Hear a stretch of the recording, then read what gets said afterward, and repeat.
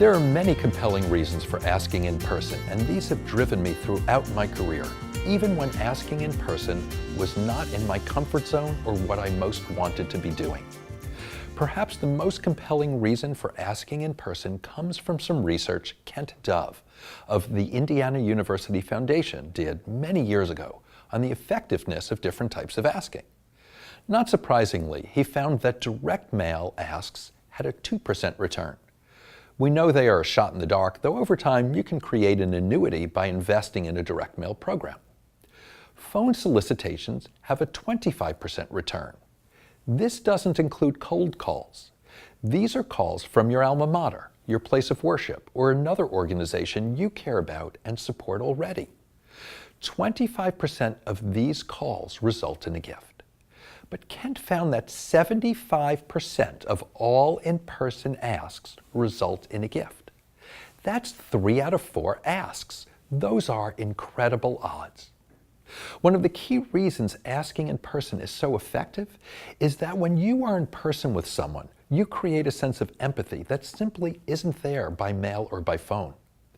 When you receive a letter, it's easy to toss it in the wastebasket, even when you know the person who sent it. When you get a call, the voice on the other end is helpful in establishing the bond, perhaps, but there's still a distance, and it's an easier way to decline. When you are together in person with someone, that person wants to help, wants to be seen as good, wants to come through. You both care more about each other. In fact, just the act of someone agreeing to meet with you creates a greater bond even before the meeting has taken place.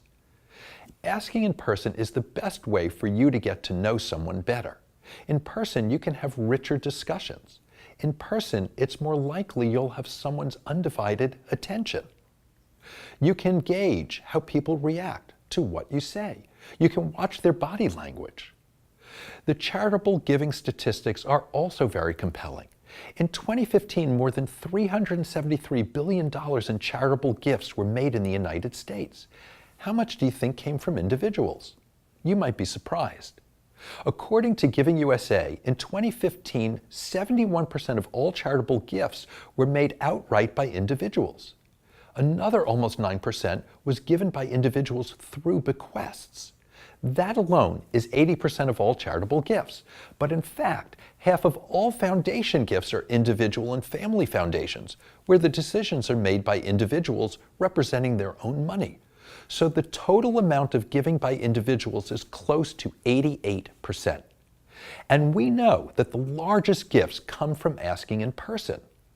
What are the largest gifts to your organization? Did any of them come in response to a direct mail appeal or from a phone call? Chances are very few did. And certainly none of the wonderful gifts we hear about in the news occur that way. They're all the result of getting to know people and asking them in person. So the question is, which piece of the pie do you want? Which piece makes it possible for your organization to fulfill its mission? If you don't ask in person, you will find it almost impossible to fulfill your organization's vision and have the impact you desire. Asking in person really does matter.